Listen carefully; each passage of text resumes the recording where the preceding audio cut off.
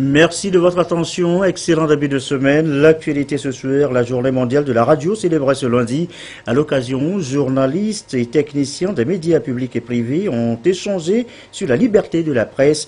Jusqu'où peut-on aller sans enfreindre les règles? Les droits et devoirs en liberté de presse évoqués donc à l'initiative du ministère en charge de la communication. L'Université de Lomé et les étudiants en droit, précisément, peuvent désormais profiter des cours continus des notaires et des stages de la Chambre des notaires du Togo. Une convention lie dorénavant les deux parties. Les documents ont été signés ce lundi, des protocoles d'accord de partenariat. Enfin, de l'art plastique, pour notre soirée, je vous amène à une exposition d'œuvres d'art. Une vingtaine d'artistes plasticiens et sculpteurs de différentes nationalités exposent à l'hôtel Le Golf à Lomé. On ira sur place en fin de journal. Voilà, madame, monsieur, le sommaire. Bienvenue. Bonsoir à tous. Simple hasard de calendrier du cabinet ou nécessité d'amener les professionnels des médias à mieux jouer leur rôle. En tout cas, les questions ne sont pas fortuites. Comment jouir donc de la liberté de la presse? Quelles en sont les limites? Des questions évoquées ce lundi par les journalistes et réunies par le ministère en charge de la communication de Douaré, Esther Laclé. La liberté de la presse, arrachée par les pays africains entre 1989 et 1990, souffre toujours de dérapages malgré les efforts consentis à différents niveaux. Dans son article 26, la Constitution togolaise énonce que la liberté de la presse est reconnue et garantie par l'État. Elle est protégée par la loi. Et c'est pour consolider les acquis en la matière que le ministère de la Communication a réuni ses professionnels des médias publics et privés pour une mise à jour sur la notion de liberté de presse et ses garde-fous. Ça va nous permettre, à travers une série de 6 communications, de faire un grand tour pour voir un peu, faire l'état des lieux de la liberté de presse dans le monde, parler du code de déontologie, permettre aux professionnels des médias qui travaillent soit à la RAC ou bien à l'OTM d'échanger. Le Togo a comme partenaire dans ce processus l'UNESCO. La responsabilité des journalistes dans la préservation de cette liberté est chère à l'institution onusienne, ici représentée par le ministre Octave Nikobroum, président de la Commission nationale togolaise de l'UNESCO. Le mandat initial de l'UNESCO, promouvoir le libre-échange du savoir, trouve ici toute sa pertinence. L'UNESCO contribue en effet à renforcer les capacités des institutions de communication et d'information. Elle participe de l'amélioration de la formation des professionnels et de l'éducation du public afin qu'ils fassent le meilleur usage des ressources de l'information. Selon le récent classement opéré par Reporters sans frontières sur la liberté de la presse, le Togo occupe la 88e place sur les 180 pays concernés. Une avancée notable, mais la liberté de la presse demeure tout de même un défi permanent, à en croire le ministre Guy Madié Lorenzo en charge de la communication. Il nous appartient maintenant de faire un usage judicieux de cet arsenal juridique dont nous disposons, car la liberté de presse contient des facteurs internes et externes qui peuvent mettre en péril cette liberté. L'exemple des vives réactions de la presse suscitées par l'article 497 du nouveau code pénal, voté en novembre 2015, en est une illustration. Il s'agira tout au long de cette formation de vous permettre d'abord de prendre conscience de votre rôle dans un contexte de liberté de presse au profit de la démocratie et du développement. Ensuite, de mieux connaître l'étendue et les limites légales de la liberté de presse afin de donner des informations justes et crédibles à vos lecteurs, auditeurs et téléspectateurs. Une trentaine de journalistes prennent part à cette session de formation de 3 jours. Ils viennent des 5 régions du Togo et auront pour mission d'œuvrer à l'instauration au Togo d'une liberté de presse dans un contexte de sécurité publique et de respect de ses principes fondamentaux. Et j'en faisais allusion tout à l'heure, ce lundi a donc célébré la journée mondiale de la radio. La radio, c'est vous. C'est le thème de cette célébration marquée chez nous par échange et partage des journalistes et techniciens. Le compte-rendu siglé Firmé Adjinare. La révolution de l'espace médiatique a entraîné de profonds changements au niveau de la radiodiffusion qui se trouve aujourd'hui concurrencée par les autres moyens de communication, notamment la télévision et les nouvelles technologies de l'information et de la communication. Malgré tout, la radio reste et demeure l'organe qui rassemble et qui touche les communautés, voire les plus reculées. À travers cette journée mondiale de la radio, les responsables de la Radio Lomé ont voulu jouer leur partition en vue de relever les défis qui s'imposent au niveau des radiodiffusions. Chaque 13 février, l'UNESCO a décrété cette journée pour qu'on réfléchisse un peu sur l'avenir de la radio. Aujourd'hui, vous allez dans toutes les concessions, dans tous les villages, tout le monde a une radio. D'abord, c'est un média moins cher, qui est accessible à toute la population, qui porte rapidement l'information à la population. Et regardez, là où il n'y a pas le courant, il y a la radio. On n'a pas besoin d'Internet pour avoir la radio. La radio est devenue de nos jours le moyen le plus facile d'accès grâce à son système d'information. Le devenir de la radio dépend de l'approche marketing que la radio peut avoir vis-à-vis de ses programmes. C'est-à-dire que la thématique met au centre de la réflexion la qualité du travail des hommes, des acteurs de la radio, mais surtout le produit fini qui est consommé par les auditeurs. Parce qu'en réalité et en définitive, ce sont les auditeurs eux-mêmes qui sont les premiers consommateurs de la radio. C'est pourquoi on dit la radio c'est vous. Vous c'est qui? C'est aussi les acteurs, c'est aussi et surtout les auditeurs. Alors ça veut dire qu'il faut faire en sorte que les programmes puissent être en adéquation avec les attentes du public pour qu'in fine la radio puisse participer d'une certaine manière à un changement positif de la société. Cette journée mondiale de la radio instituée par l'UNESCO va non seulement participer au développement des communautés, mais aussi à celui de la société tout entière. Et voilà, des radios et bien d'autres médias qui ont largement fait écho ce matin de la lutte contre le trafic des espèces sauvages menacées. C'est une préoccupation. Producteurs, procureurs et magistrats s'impliquent notamment contre d'éventuels trafiquants. Les précisions de Essoram. Écoutez-vous. Cet atelier vise à outiller les magistrats dans la poursuite des auteurs de trafic de faune, de flore et d'infractions connexes. Il se tient après celui d'Accra en juin 2016 et a pour but d'approfondir la compréhension des 37 magistrats des pays africains, dont 8 Togolais, sur les meilleures pratiques et l'utilisation des outils de détection et de répression. Le Togo n'est pas un pays de trafic de faune, a reconnu l'ambassadeur des États-Unis qui salue par la même occasion les efforts du gouvernement en la matière. Togo, en 2014, en l'espace d'une semaine, les autorités ont eu à saisir 4 tonnes d'ivoire illégal qui devaient être acheminées vers le Vietnam. Cet incident a révélé non seulement l'ampleur de ce problème, mais aussi le dévouement des autorités togolaises qui travaillent en étroite collaboration avec les partenaires pour prendre des actions efficaces. De telles actions transmettent le message selon lequel le Togo n'est pas un hub pour le trafic illicite, mais plutôt un hub pour le commerce légitime, les affaires et la coopération. Néanmoins, nous devons faire davantage. Le programme de conservation et de protection de la faune et flore sauvage est une initiative des États-Unis. Au regard des lourdes conséquences sociales et économiques de ce fléau, il faut des mesures coercitives pour lutter contre.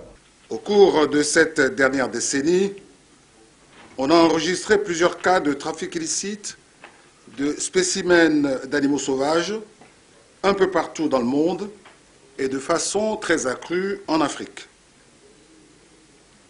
Les initiatives prises par nos pays pour combattre ce fléau se révèlent inefficaces, voire insuffisantes, devant l'ampleur des moyens et stratégies déployés par les trafiquants.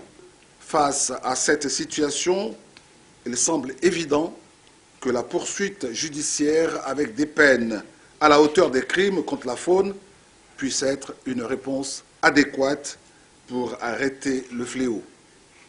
Le ministre de la Justice Pius Agbotome a quant à lui relevé l'intérêt de cette formation qui renforcera à terme la capacité de la justice des pays africains à poursuivre les infractions et à rendre justice. Il a exhorté les participants à capitaliser les acquis de ce programme. Voilà, que cela devienne donc un devoir aujourd'hui, la protection de la faune et de la flore. Des espèces disparaissent et entraînent un déséquilibre de l'écosystème. Comment remédier donc au phénomène? Est-ce chose aisée de protéger aujourd'hui notre faune, notre flore? Les difficultés, on va les évoquer tout à l'heure dans le courant de cette édition. Si tout va bien, notre reporter est en cabine de montage. Dans la foulée, la gestion des zones humides, des fleuves Ziomono-Ao, des zones comme Zola, toute la bande côtière. Rendons-nous à l'évidence, ce sont des zones pas agréables à habiter. Comment remettre en valeur toutes ces zones assez dégradées? Eh bien, l'administration forestière, l'ONG, acteurs de conservation de la biodiversité, planchent justement sur la question.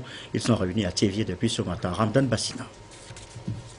L'écosystème des zones humides du Togo, censé abriter une diversité biologique pour le bien des populations riveraines, se meurt. La faute est imputable à la pression humaine, à l'exploitation anarchique des ressources et à des effets additionnels liés au changement climatique. Les bassins du versant du cours du Zio, Hao, Mono et de la bande côtière ont fait l'objet d'études afin de trouver des solutions aux risques de catastrophes et d'inondations. À cette rencontre, qui constitue la dernière étape, il s'agit de s'accorder sur les options d'aménagement. Depuis quelque temps, par rapport à la valeur des zones humides, valeur touristique, valeur traditionnelle, culturelle, valeur écologique et environnementale, donc ces zones humides font l'objet de menaces d'exploitation irrationnelles, donc hypothétiquant leur fonction écosystémique. Ceci étant, le ministère de l'Environnement et des Ressources forestières, avec l'appui de PGCIT, a décidé d'élaborer ce document juste pour identifier les actions à mener, donner des orientations aux parties prenantes pour une gestion rationnelle des ressources de ces zones humides pour le développement local. Cette volonté commune de trouver des solutions pour la sauvegarde de ce patrimoine naturel s'inscrit dans le contexte du projet de gestion intégrée des catastrophes et des terres, PGICT. L'objectif fondamental au niveau du PGICT, c'est la réduction des risques de vulnérabilité des populations exposées aux inondations. Et pour atteindre cet objectif, bien entendu, il faudrait que nous puissions élaborer ce document-là, que nous jugeons capital, dont la mise en œuvre permettra d'accroître la capacité de résilience de nos populations. Le document validé servira d'orientation stratégique en matière de promotion et d'utilisation rationnelle des zones humides dans la perspective de la prévention des risques de catastrophes au Togo. Et ceci nous amène également à évoquer ce soir notre cadre de vie. Vous le savez, l'urbanisation galopante des villes amène aujourd'hui à une occupation anarchique et illégale des espaces. Ceci explique la conséquence, l'élargissement sans schéma directeur des quartiers périphériques. Lomé est un bel exemple. Le fait est palpable et parfois même têtu. Le village de Ninyama dans les lacs semble se démarquer. Son schéma directeur en termes d'urbanisation, bien sûr, vient d'être présenté aux habitants. Augustin Kossi avec Ramdan Bassina. Lomé, face au défi de l'urbanisation, d'un pas accéléré, les périphéries de la ville se développent à l'image du quartier Nimanya. Ici comme ailleurs, le constat reste le même, les espaces sont anarchiquement occupés avec leurs corollaires, lotissement clandestin et occupation des réserves administratives. Un phénomène qui appelle à l'élaboration d'un plan d'urbanisme et celui de Nimanya vient d'être approuvé. Sur ce plan, on peut voir les rues de 20 mètres, les rues de 16 mètres, de 14 mètres. Et il y a aussi les réserves qui ont été prévues, notamment les réserves d'équipement, les réserves pour construire les écoles, les centres de santé, le marché, les parkings, l'espace vert, tous les équipements sociaux collectifs dont la population a besoin pour pouvoir vivre aisément. Un village, un hameau, sans schéma directeur, sans plan directeur, je ne sais pas comment on peut vraiment faire des développements. Le plan directeur est approuvé par le ministre de l'Urbanisme. Personne ne viendra aujourd'hui ici pour des développements futurs. Il va hésiter parce qu'il sait que le plan du village a été approuvé. Disposer d'espaces nécessaires pour réaliser les infrastructures socio-économiques et assurer un développement harmonieux du littoral, c'est l'engagement du gouvernement togolais. Un défi qui ne peut être relevé selon le ministre en charge de l'habitat et du cadre de vie qu'avec le concours de toutes les forces vives de la localité.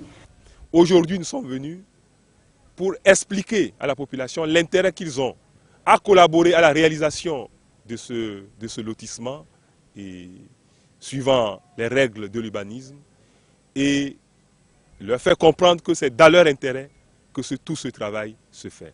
Parce qu'ils ne peuvent pas vivre dans une ville qui n'a pas d'hôpital, de marché et d'école et que les rues ne sont pas en phase avec les règles de l'urbanisme. C'est dire que désormais, quiconque veut acquérir une parcelle ici est obligé de passer par la direction de l'urbanisme. Les lotissements sont déjà en cours dans la localité. Tous les acteurs sont invités à accompagner l'État dans ce processus afin d'avoir la maîtrise de l'occupation spatiale.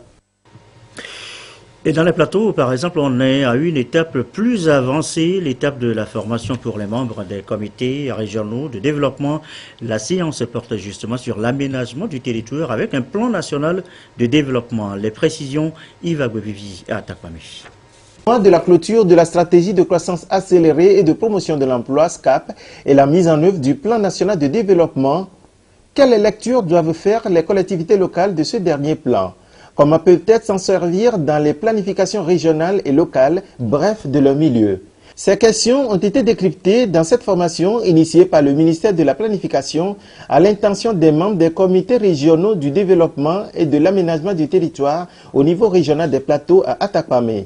En dehors de la loi portant loi cadre sur l'aménagement du territoire, plusieurs thématiques ont fait l'objet des échanges. Le ministre nous a instruit de venir échanger davantage avec eux sur 3 points essentiels. Le premier, c'est la vulgarisation de la loi sur l'aménagement du territoire. Il était important de retourner sur le terrain pour échanger avec les acteurs, la décortiquer pour une meilleure appropriation et pour une meilleure diffusion. Ceci permettra à tous les acteurs d'apporter leur contribution nécessaire à la réduction des inégalités spatiales de développement. Cette rencontre vise également à baliser le terrain au processus de décentralisation dont la loi a été votée à l'Assemblée nationale le 28 décembre 2015 et promulguée par le chef de l'État le 4 janvier 2016. Cette loi a ouvert la voie à l'élaboration des outils de l'aménagement territorial dans le PNR 2018-2022, document de référence en matière de développement. Il est 20h18. L'Université de Lomé, c'est notre deuxième titre. Les étudiants en droit, précisément, peuvent désormais profiter des cours de notaire, des stages de la Chambre des notaires du Togo. Une convention lie dorénavant les deux parties. Le document a été signé ce lundi. Des protocoles d'accord de partenariat, plus précisément. Patrice Boko. De droit de l'Université de Lomé vers un développement des compétences professionnelles dans le secteur notarial. C'est à travers cette signature de protocole d'accord de partenariat avec la Chambre nationale des notaires du Togo. Elle matérialise l'engagement des deux institutions à œuvrer pour une formation de qualité. L'Université de Lomé a pour mission non seulement de faire des recherches et autres, mais quand même de nous assurer la préparation de la génération future. Or, il se trouve que nous autres professionnels du droit, et j'allais rajouter du chiffre, nous avons besoin de ces compétences. Nous avons également le problème de l'accès aux professions réglementées des étudiants qui terminent et qui, bon, en fin de compte, se retrouvent sans emploi, ce qui nous fait perdre des talents. Or, si nous avons un cadre qui permette une insertion rapide et cohérente, ça, nous n'allons pas pouvoir perdre de ces talents. Pour les responsables de la faculté de droit de l'Université de Lomé, c'est une nouvelle opportunité qui s'ouvre aux étudiants pour le développement de leurs connaissances juridiques. Donc cette convention est une aubaine pour ces étudiants pour qu'ils puissent facilement accéder aux stages dont ils ont besoin pour leur formation. Il y a l'accès aux stages, la facilité pour aller faire les stages et ensuite ils peuvent aussi s'intégrer dans la profession à travers leurs convenances. Une convention entre l'Université de Lomé et la Chambre nationale des notaires qui définit le cadre et le domaine de coopération, notamment l'élaboration des programmes scientifiques de formation en droit et la formation théorique et pratique des étudiants en droit. Dans le reste de l'actualité, la tournée entamée par le commissaire des impôts après Kara, le voici à Sokolé, rencontre là aussi avec les opérateurs économiques de la ville. Lamarck Bojona pour le compte rendu. Comment amener les contribuables au respect de leurs devoirs vis-à-vis de l'État? C'est l'objectif de cette tournée d'échange et de sensibilisation des opérateurs économiques de la préfecture de Tchaoudjon. Le commissaire des impôts à l'Office togolais des recettes OTR a fait le tour de certains établissements et entreprises de la place pour échanger sur leurs activités et le respect de leurs devoirs civiques. Dans le fonctionnement de l'Office togolais des recettes, il est prévu de rendre des services de qualité aux opérateurs économiques. Il est prévu aussi de leur rendre visite, d'écouter leurs difficultés, de leur passer les messages qui sont d'ordre fiscal.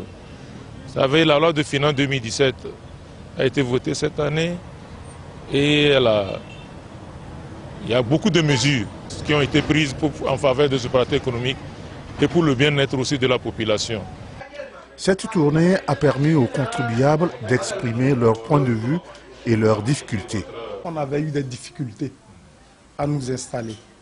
Donc je demande à l'État d'aider les nouveaux pharmaciens qui vont s'installer, d'avoir accès facilement au crédit pour qu'un jour qu'ils puissent venir aussi payer les impôts.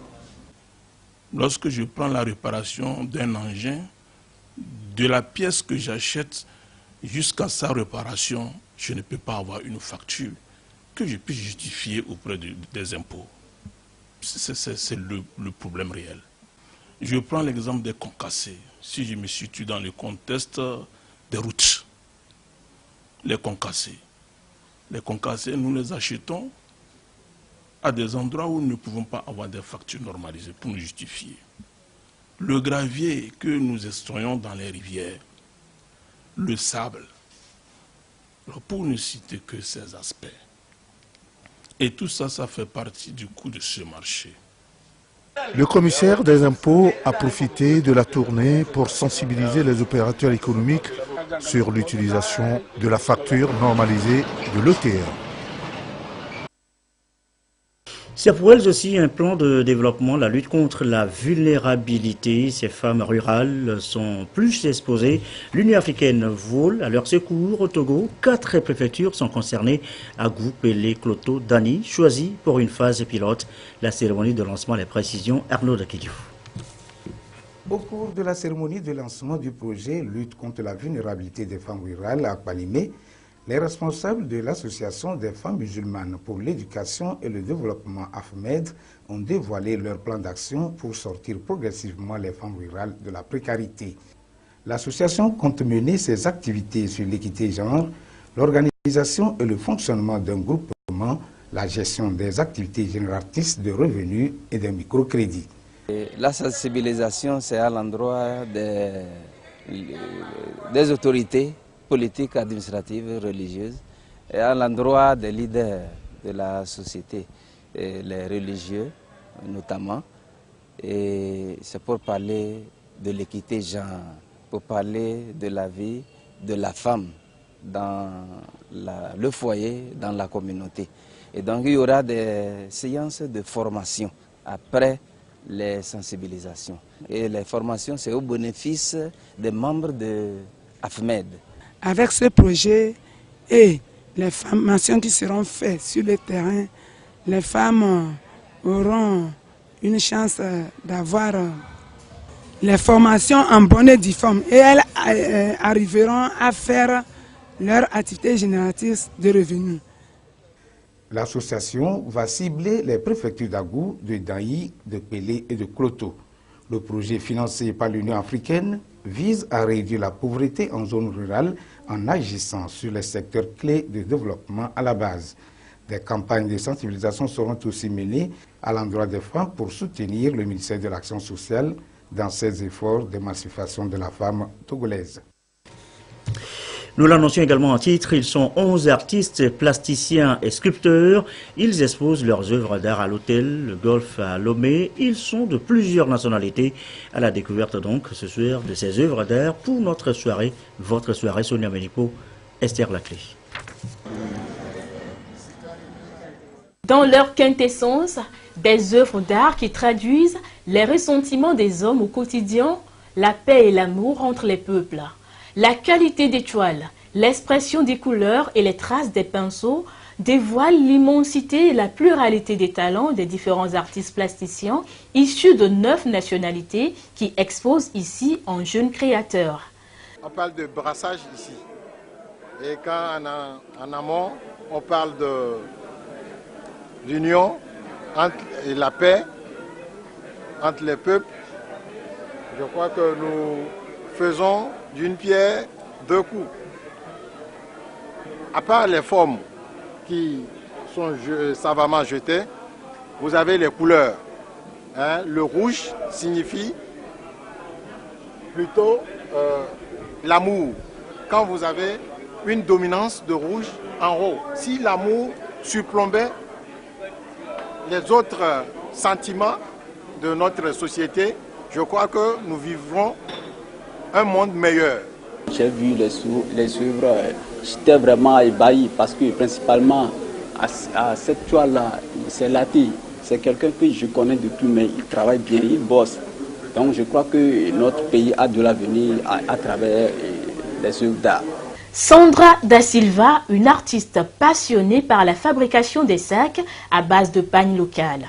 Elle vient du Portugal pour participer à ce rendez-vous culturel. On peut faire des choses magnifiques avec des pagnes, mélange de pagnes et de tissus, plusieurs tissus.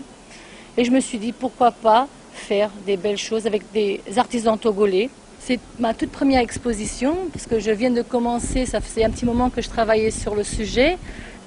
Alors, quand je me mets à travailler, je cherche beaucoup d'idées sur Internet, je ne vais pas dire que non.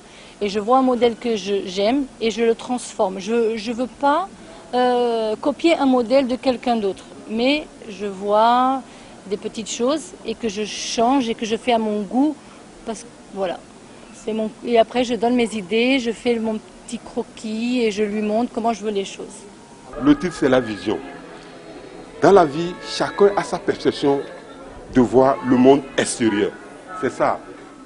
Il y a des gens qui regardent différentes directions. Donc chacun a sa vision de regarder la nature. Chacun a sa perception intérieure, mais on ne voit pas. Mais la perception extérieure, c'est ce qu'on voit. Moi, je suis à l'aise partout. Je peux prendre une paille pour faire mes tableaux. C'est pourquoi ça s'appelle tapisserie intérieure. Pour l'autre tableau, c'est la peinture.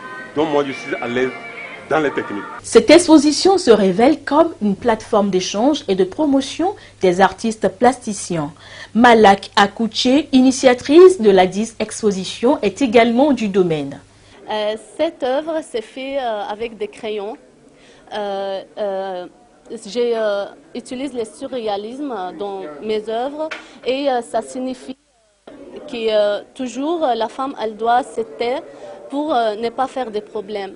Elle n'a pas le droit de parler chaque fois. Toutes ces œuvres portent la signature d'une vingtaine d'artistes plasticiens du monde entier, notamment le Liban, le Portugal, le Mali, la Côte d'Ivoire et le Togo. L'exposition est placée sous la bannière de l'Association internationale des artistes plasticiens. Et demain, nous reviendrons donc dans nos éditions sur les difficultés à protéger aujourd'hui notre faune, notre fleur, le sujet donc à préparation. Nous y reviendrons donc demain dans les prochaines éditions. Fin de la présente, demain mardi 14 février, c'est la Saint-Valentin. Je vous souhaite une agréable soirée.